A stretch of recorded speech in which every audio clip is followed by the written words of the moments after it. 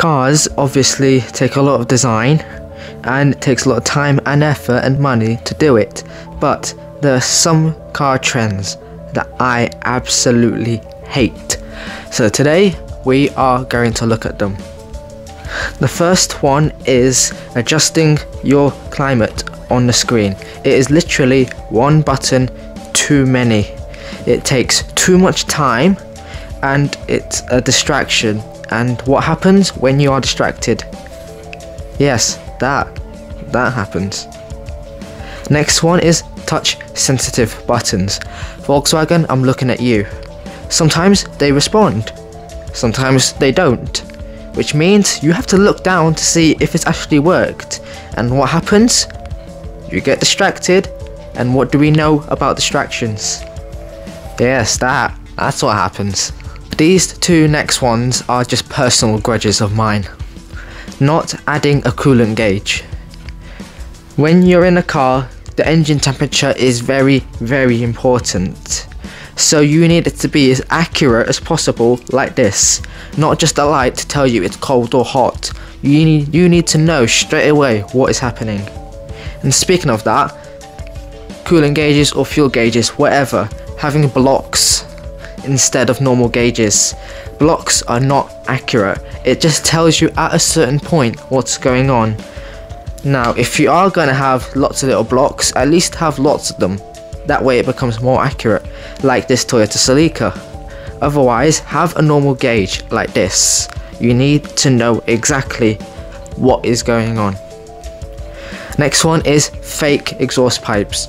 You either get them like this, where you got a massive rim and you can see the exhaust through the hole, or it's just blacked out with plastic and you get the exhaust like underneath it, not even related to it. Even though this one is very rusty, but we'll gloss over that. If you want to make an exhaust look sporty, just have it stick out the bumper, for God's sake. Just add a bigger exhaust. It's not hard. It will look sporty and it will look real. Next one is fake vents, like this Toyota Supra and the Honda Civic. Now this is to cover up how much metal is actually being shown, but it also looks like it's more aerodynamic and you'll get more grip. But just make it real, for God's sake. It's not that hard. I mean, not that I know, I don't actually work in a factory. Next is having the engine sound implemented through the speakers. Now, car exhausts and engines sound pretty crap now. Like literally crap. So you want it to sound good, don't you? But car makers think that you want to hear an artificial noise, which is not what we want to hear, is it? Next is BMW grills. BMW. What is this? It looks like a pair of lungs. Now I know some people have grown accustomed to it, and if that's what happens to them, that's what happens to them. But me, I hate it. It literally looks like a pair of lungs in your body. And this, on the 7 Series, there's not even a shape to describe it. It just looks like this guy here from Angry Birds. And Lexus are just as bad as well. I mean, this is just a rebadged Land Cruiser, rebadged as a Lexus. But look at the grille. The whole bumper is the bloody grille at this point. Here's another thing that I absolutely hate. Let's take this Mercedes A-Class, for example. Now, what you can do is make it look sporty by getting a certain trim. Now, a lot of car companies do this. You have M, AMG and S. But what they do is take the Sport division and add a word on top of it. So S line, AMG line, M Sport. It's just showing you all the features you'd get on an actual like M car, for example, all the external features.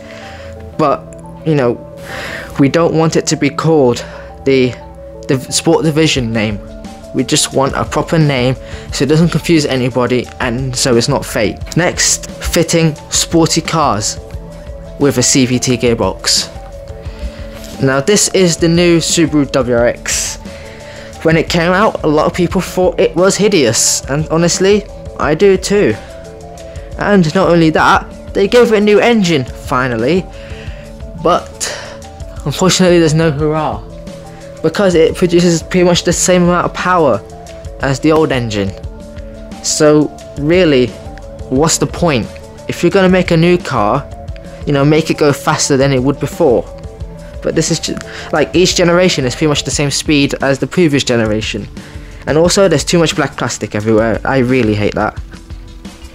But CVT, I mean, on a sporty car, no. I mean, even if you're not able to shift on your own in a normal automatic, it's more engaging to see the gears go up and down, rather than just staying in one place while you're accelerating. Plus, you don't want to hear it droning on. With actual gears, you know, you get a different amount of sound.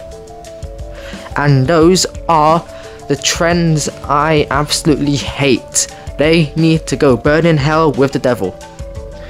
But anyway, I hope you guys enjoyed. Make sure to subscribe, like, comment, and I'll see you guys in the next video. Peace.